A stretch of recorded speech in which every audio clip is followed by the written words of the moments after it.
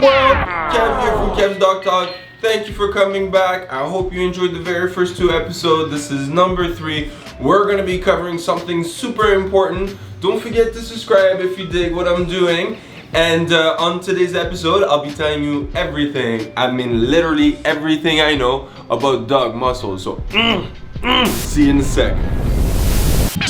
So let's talk science, and primarily let's talk biology. So when it comes down to all living things, they're made out of cells. Now these cells gather together to essentially make tissues. Now there's 4 different types of tissues that you'll find within your dog. For example, you'll have, and I'll put them right here, you'll have the epithelial tissue, you'll have the nervous tissues, you'll have the connective tissue, and then lastly, you'll have the muscle tissue, which is pretty much the subject at hand today. But I want to cover a little bit of everything while we at it. Okay! So, when it comes down to the epithelial tissue, what falls under it?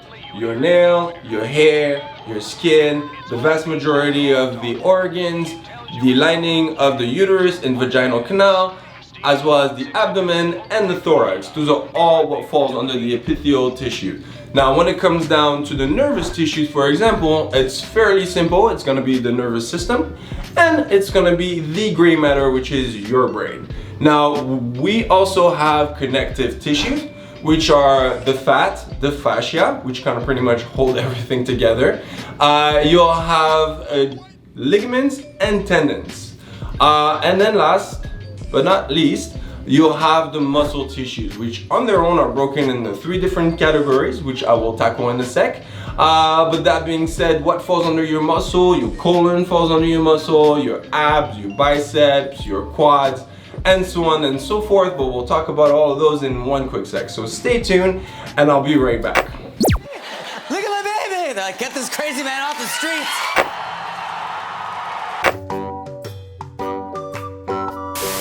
Let's talk muscles. So when it comes down to it, your dog has 4 different types of muscles. It has cardiac muscles, it has smooth muscles, it has skeletal muscles, and it has cutaneous muscle. Now, cutaneous muscles are pretty cool in the sense where we don't have them. There's a series of muscles that are located underneath the skin that allows for it to vibrate or shake to get rid of, let's say, things like flies, for example, which is pretty neat.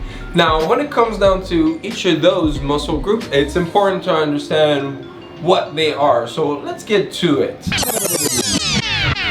Alright, cool. So let's talk muscles for a second, and might as well start with the smooth muscle, aka the non-striated involuntary muscle. Yeah, take that in. Alright. Now, the non-striated involuntary muscle is actually broken into 2 different categories. The multi-unit smooth muscle, which is essentially found within your blood vessel or within your eye, for example, and that particular muscle cell works independently of others. Now, when it comes down to the other group, which is the visceral smooth muscle, the visceral smooth muscle essentially works in groups, in large plaques, if you will, that you'll find in, let's say, hollow organs, like, for example, the uterus and within the stomach, for example, and even within the colon. And the way these ones work is they essentially vibrate when being stretched. So when the muscle is being stretched, it starts to vibrate and allows for whatever fluid or solid to be dropped to the right location, if you catch my drift.